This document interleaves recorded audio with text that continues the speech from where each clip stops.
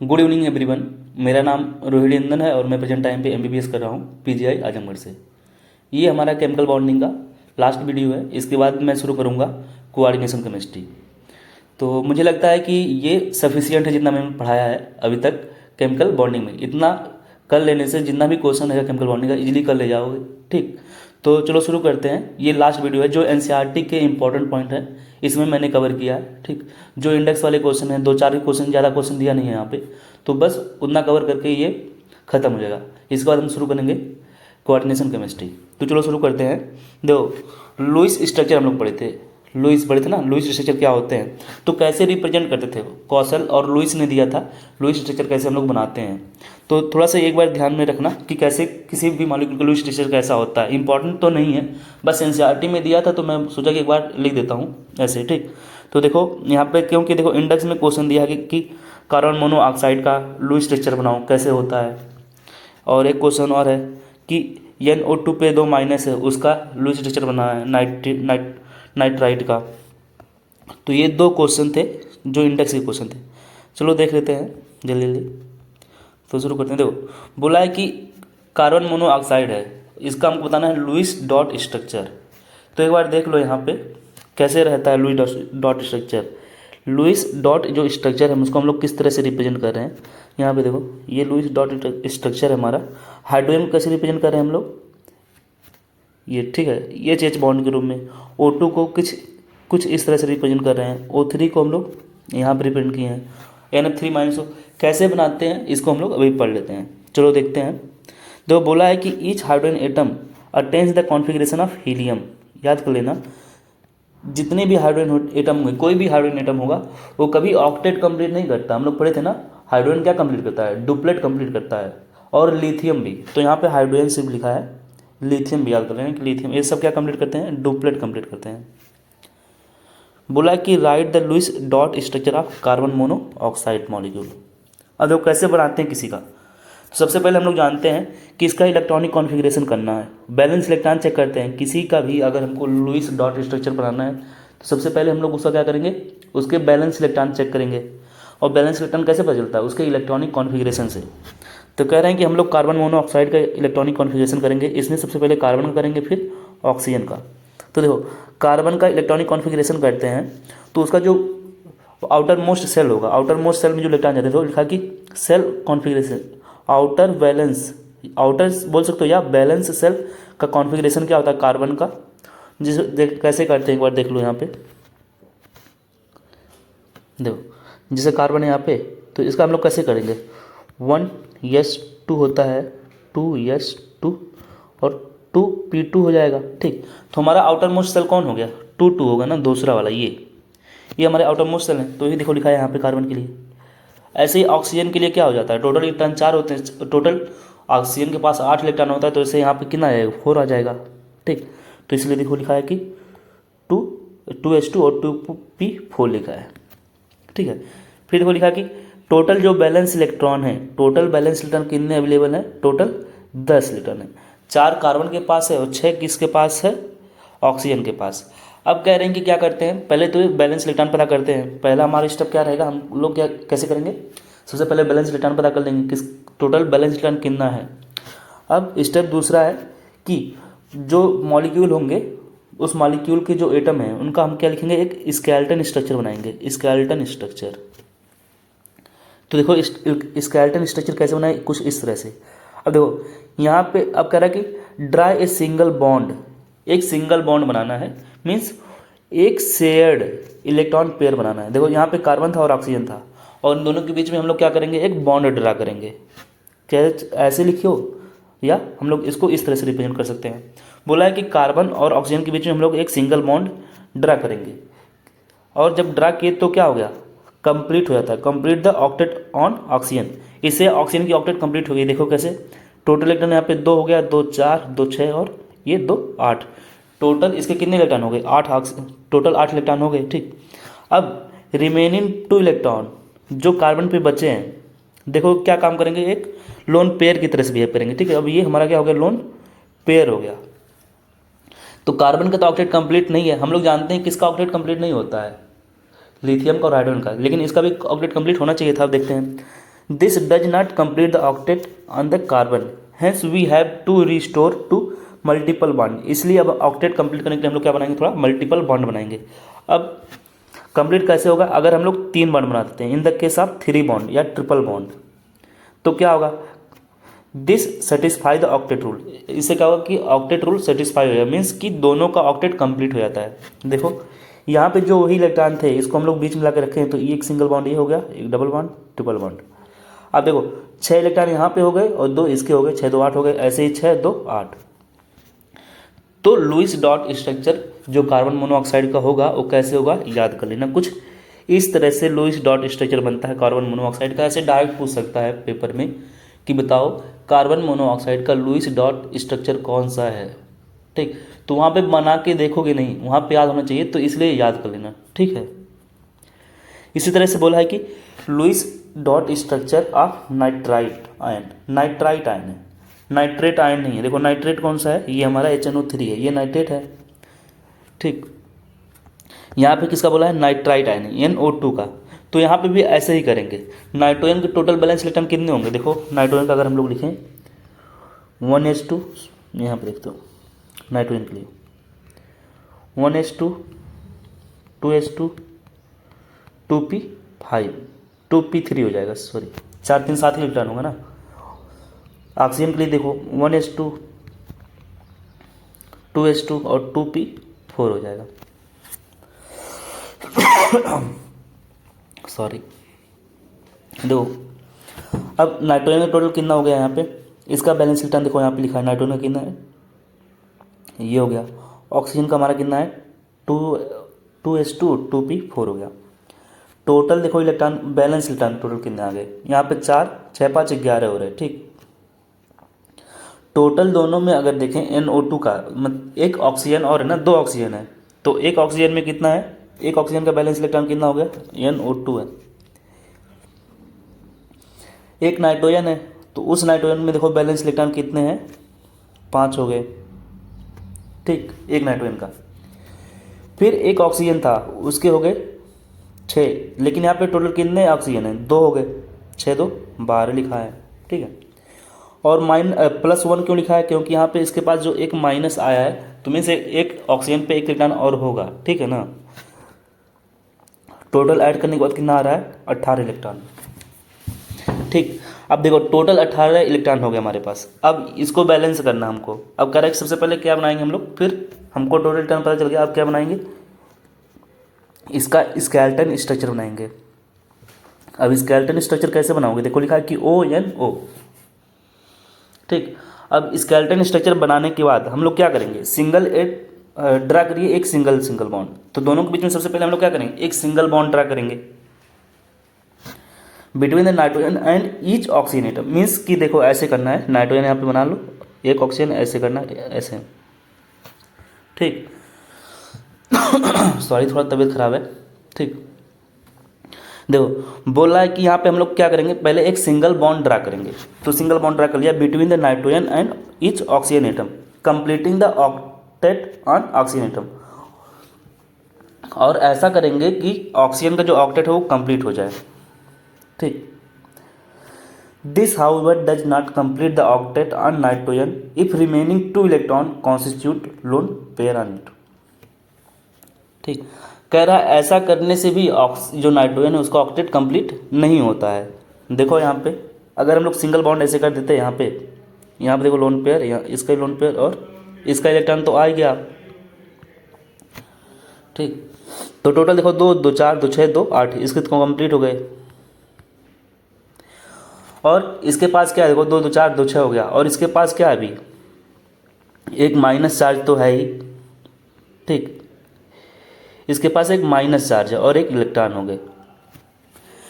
तो देखो इसका ऑक्टेट, नाइट्रोजन का ऑक्टेट कंप्लीट नहीं होगा, जबकि इन दोनों का ऑक्सीजन का जो ऑक्टेट वो कंप्लीट हो जा रहा है। बोला hence we have to restore to multiple bonding, इसलिए हमको मल्टीपल बॉन्ड बनाना पड़ेगा। जैसे अभी ऊपर हम लोग कार्बन मोनोऑक्साइड में लिखे थे, ऐसे यहाँ पे भी करना पड़ेगा। ठीक है, between the nitrogen one of the oxygen atom, this lead to the following Lewis dot structure. इससे क्या बनेगा, नीचे देखिए कुछ लुईस डॉट स्ट्रक्चर बनेंगे। देखो जैसे यहाँ पे बना हुआ है। अब देखो याद कर लेना, जो जो NO2 है, NO2 पे माइनस है, नाइट्रिक ऑक्साइड, ये जो नाइट्रिक ऑक्साइड है हमारा NO2 नाइट्राइट आयन, जो नाइट्राइट आयन हमारा जो हमारा नाइट्राइट आयन है NO2 माइनस, इस NO2 पे माइनस पे अगर हम लोग देखें इसका दो स्ट्रक्चर पॉसिबल होगा, लुईस डॉट स्ट्रक्चर। कौन कौन से? एक देखो, और इसमें सेम ही है, बस क्या है कि इसको थोड़ा सा ऐसे इन्वर्स कर दिया, उल्टा कर दिया, ठीक है ना। दोनों स्ट्रक्चर सेम ही, एक तरह से कह सकते हो रियोनेटिंग स्ट्रक्चर है, ठीक है ना। तो आगे बढ़ते हैं। ये दो स्ट्रक्चर थे, दोनों याद कर लेना, ऐसे पेपर में डायरेक्ट आ सकता है, पूछ लेगा कि बताओ कौन कार्बन मोनोऑक्साइड का लुईस डॉट स्ट्रक्चर है या NO2 पे माइनस का डॉट स्ट्रक्चर है। तो ये याद कर लेना, ठीक है, थोड़ा सा दिमाग में रखे रहना। देखो हम लोग फार्मल चार्ज पढ़े थे, फार्मल चार्ज क्या होता है? देखो एक हम लोग पढ़े थे एवरेज फार्मल चार्ज, और यहाँ पे सिर्फ लिखा है formal charge. Average formal charge का मैं फार्मूला तुम लोग को बताया था, कैसे निकालेंगे एवरेज फार्मल चार्ज का।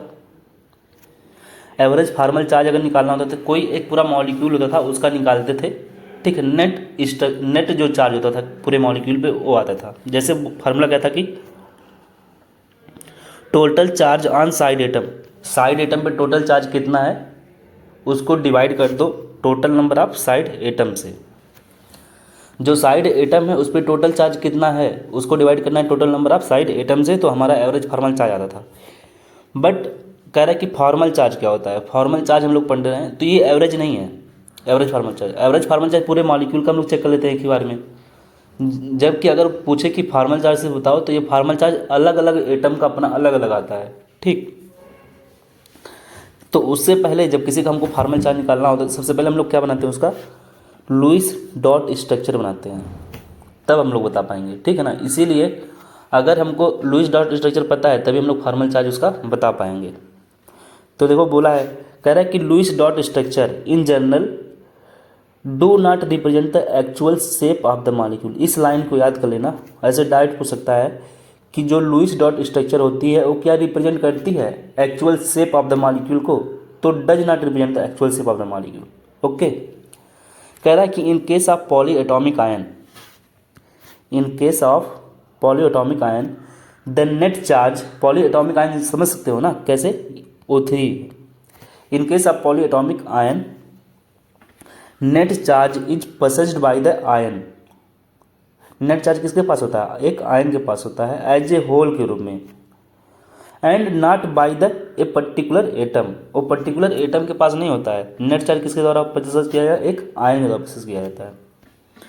However feasible to assess a formal charge on each atom, the formal charge of an atom is polyatomic molecule. सब ऐसे बकवास लिखा है। देखो बोला है कि फार्मल चार्ज क्या होता है। फार्मल चार्ज अगर बताना हमको किसी भी मॉलिक्यूल के एक एटम का, तो किस फार्मूले से हम लोग बताते हैं? देखो फार्मूला ये हमारा, formal charge on an atom in a Lewis structure. कैसे रिप्रेजेंट करते हैं? Formal charge on an atom in a Lewis structure हम लोग किस रूप में रिप्रेजेंट करेंगे?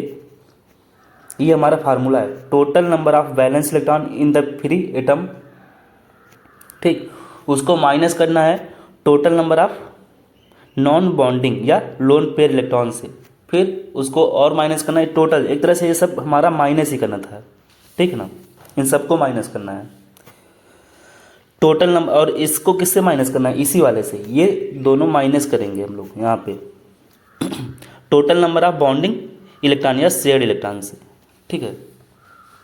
ये हमारा क्वेश्चन है, ऐसे एग्जाम्पल की तरह से दिया है कि हमारा ओजोन मॉलिक्यूल था, 30 ओजोन का हम लोग सबसे पहले क्या बनाएंगे? लुईस डॉट स्ट्रक्चर बना लेंगे। देखो इस ऑक्सीजन ओजोन मॉलिक्यूल का लुईस डॉट स्ट्रक्चर बनाया है कुछ इस तरीके से यहाँ पे, ठीक। ये हमको अभी पता नहीं चल रहा है कि किस पे कितना फार्मल चार्ज है, ठीक। अभी हम लोग क्या बनाए? सिर्फ लुईस डॉट स्ट्रक्चर। इसका देखो यहाँ पे एक ओजोन का देखो मेन जो दिया था लुईस डॉट स्ट्रक्चर क्या है? ये वाला है। यहाँ पे हमको फार्मल चार्ज के साथ दिया है, लेकिन यहाँ पे फार्मल चार्ज नहीं है, ठीक। अब हम लोग एक एक ऑक्सीजन का चेक करेंगे कितना उसका फार्मल चार्ज होगा। तो नंबरिंग कर दिया है कि 1 हो गया, ये 2 हो गया, ये 3 हो गया। तो सबसे पहले हम लोग फर्स्ट वाले की चेक करते हैं, फिर सेकंड का, फिर थर्ड का। देखो फर्स्ट वाले को बोला है कि सबसे पहले क्या होता था? Formal charge is equal to होता था, फार्मल चार्ज किसका बताते थे? एक एटम पे चेक करते थे, एक लुईस स्ट्रक्चर में। कैसे? Total number of balance electron in the free atom. अब देखो ये हमारा एक फ्री एटम है, इस फ्री एटम के पास टोटल बैलेंस इलेक्ट्रॉन कितना होगा। अब ऑक्सीजन होता है ना, ऑक्सीजन के बैलेंस इलेक्ट्रॉन कितने होते हैं, उसका इलेक्ट्रॉनिक कॉन्फ़िगरेशन कर लेंगे हम लोग को पता चल जाएगा। तो टोटल कितना आता है, 6 आता है, 6 आता है ना, इसलिए देखो यहाँ पे लिखा है 6। ठीक, फिर होता था माइनस।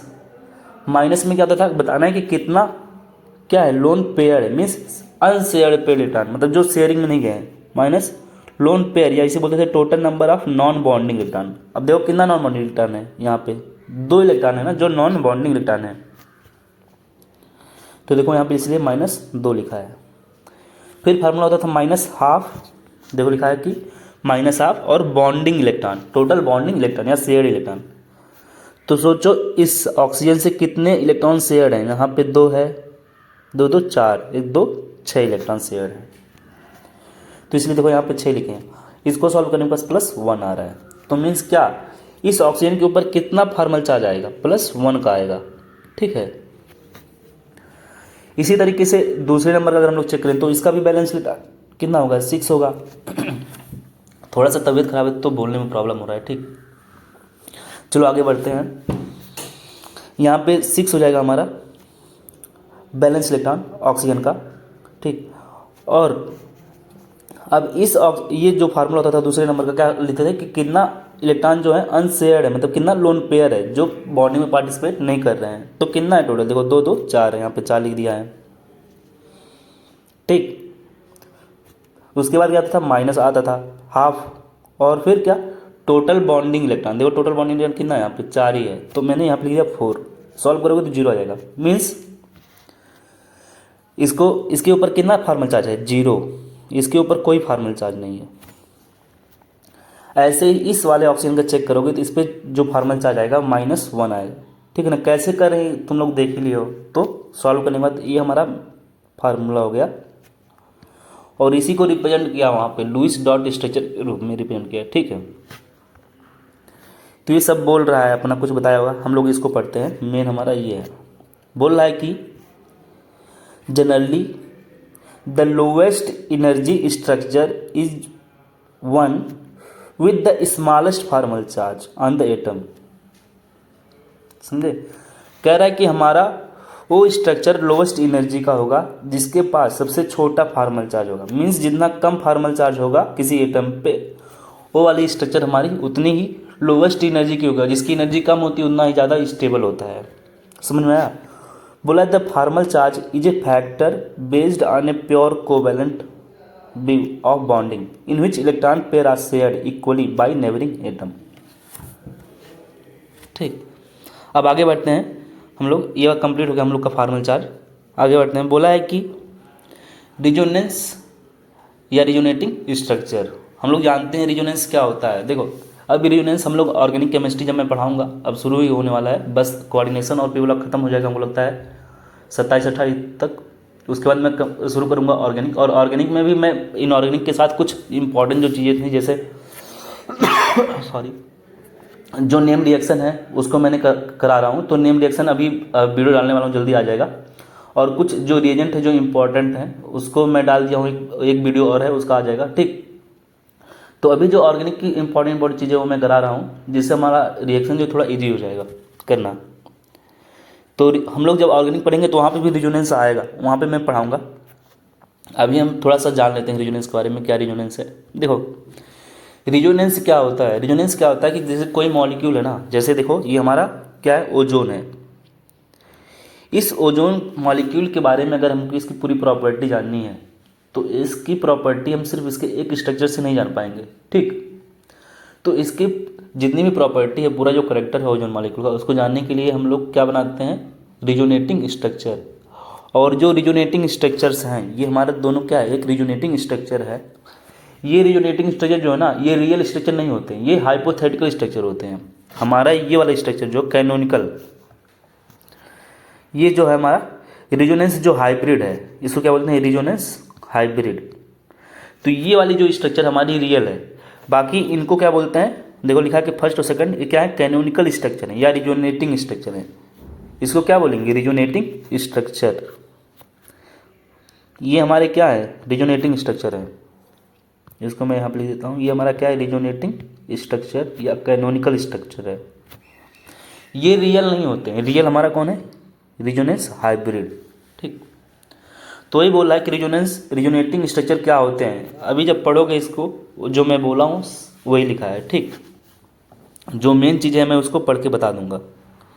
जब बोला है कि according to the concept of resonance, according to the concept of resonance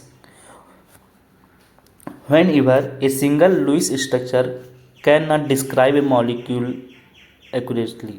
ठीक, वही बोला था, कह रहा है अगर एक मॉलिक्यूल को अगर उसकी सभी प्रॉपर्टी एक्सप्लेन करना हो तो उसके एक सिंगल स्ट्रक्चर से हम लोग उसकी पूरी प्रॉपर्टी को डिफाइन नहीं करते हैं, नहीं कर पाते हैं। इसीलिए हमको और उसके स्ट्रक्चर की ज़रूरत पड़ती है। A number of structure with similar energy, तो हमको क्या पड़ता है ज़रूरत, कह रहा है कि हमको ज़रूरत पड़ता है एक सिमिलर एनर्जी के ढेर सारे स्ट्रक्चर की ज़रूरत पड़ती है। A number of structures with similar energy, similar energy होनी चाहिए, सेम एनर्जी नहीं बोल रहा है। देखो दो रिजोनेटिंग स्ट्रक्चर यहाँ पे बने हैं, दोनों की एनर्जी सेम नहीं है, सिमिलर एनर्जी की है। ठीक है, एनर्जी सेम भी हो सकती है लेकिन सेम यहाँ पे नहीं है। Similar energy, position of nuclei, bonding और non bonding pair of electrons taken as canonical structure of the hybrid which describe the molecule accurately, जो मॉलिक्यूल को अच्छे से डिफाइन कर देता है। देखो क्या बोल रहा है कि ये दोनों रिजोनेटिंग स्ट्रक्चर हैं और इसका ये रिजोनेंस हाइब्रिड बना है। तो कह रहा है कि ये दोनों इससे बनाए गए हैं। ठीक है, ताकि हम लोग अच्छे से पूरी प्रॉपर्टी जो है बता सकें ओजोन मॉलिक्यूल का। देखो जैसे अभी इस स्ट्रक्चर से हमको पता चल रहा है कि जो ऑक्सीजन के बीच में बॉन्ड लेंथ है, इस वाले में बॉन्ड लेंथ ज़्यादा है, इस वाले में बॉन्ड लेंथ क्या है, कम है। ठीक है, ऐसे अब कि देखो उल्टा हो गया, जब इस वाले रिजोनेंस स्ट्रक्चर को बनाएंगे तो कुछ उल्टा आ रहा है, लेकिन इन दोनों का जब हाइब्रिड बनाया गया तो इससे पता चला कि दोनों का जो बॉन्ड लेंथ था ऑक्सीजन के बीच का वो क्या है, सेम है। तो ये हमको किससे पता चला, रिजोनेंस से पता चला ना। तो इसीलिए हमको रिजोनेंस की जरूरत पड़ा है। रिजोनेंस जो स्ट्रक्चर हमको क्यों जरूरत पड़ रहा है, ताकि हम लोग किसी एक मॉलिक्यूल का अच्छे से जो प्रॉपर्टी है सब अच्छे से एक्सप्लेन कर सकें, वही सब लिखा है यहाँ पे।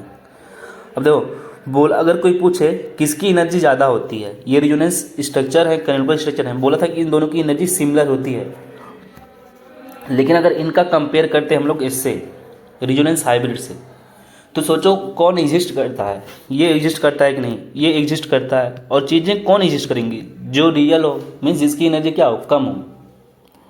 जिसकी एनर्जी ज़्यादा होती है वो तो जल्दी गायब हो जाता है।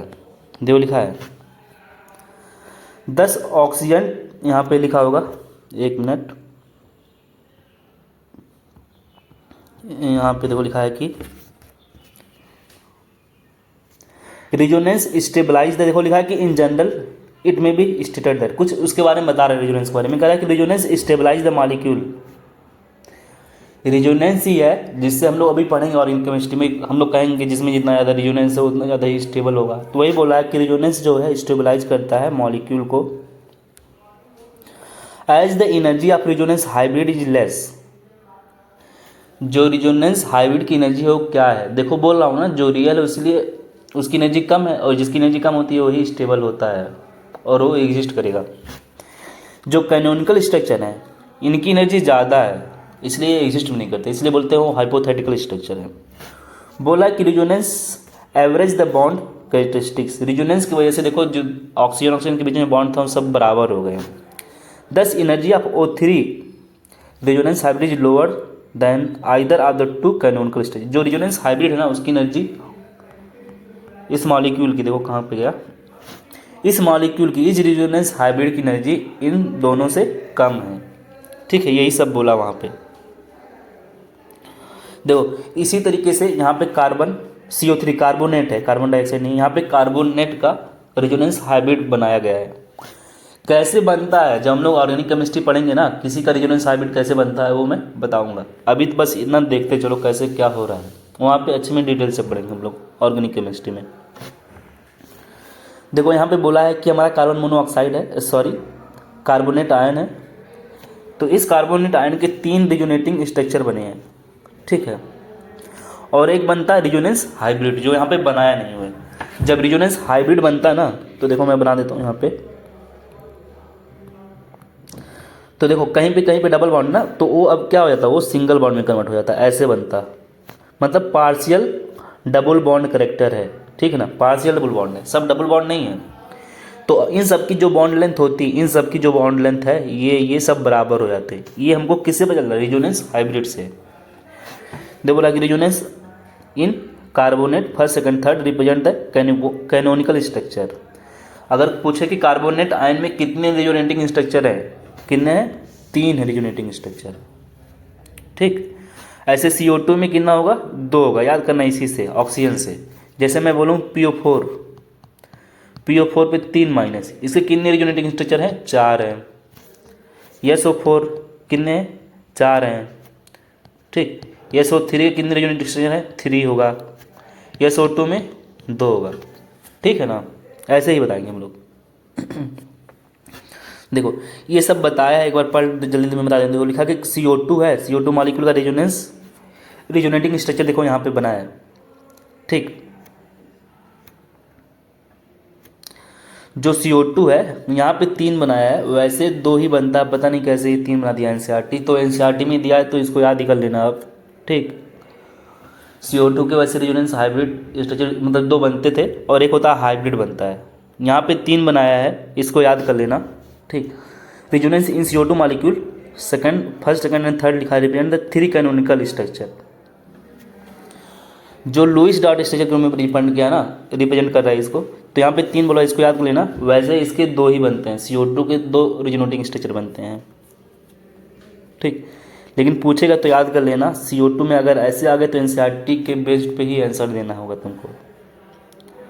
2 लिखा है कि the experimentally determined carbon to oxygen bond length. Experimentally अगर देखा जाए तो कार्बन और ऑक्सीजन के बीच में जो बॉन्ड लेंथ आ रहा है, कितना आ रहा है, 115 mm आ रहा है, 115 पिकोमीटर आ रहा है, सॉरी 115 पिकोमीटर आ रहा है। ऐसे एक्सपेरिमेंटली पता चलता है।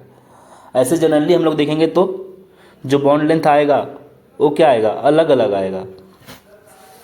The length of normal carbon oxygen bond क्या है, वो डबल हमको दिख रहा है, and carbon oxygen bond triple. तो कहीं हमको डबल दिख रहा है, कहीं पे ट्रिपल दिख रहा है।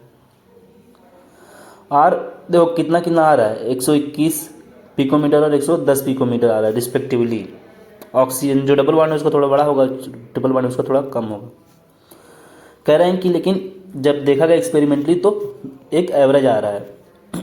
फिर बोला कि carbon oxygen bond length in CO2 lies in between the value of carbon monoxide and carbon double bond, carbon triple bond. Obviously a single Lewis structure cannot predict the position and it's become necessary to write more one Lewis structure and consider that the structure of CO2 is best described as a hybrid।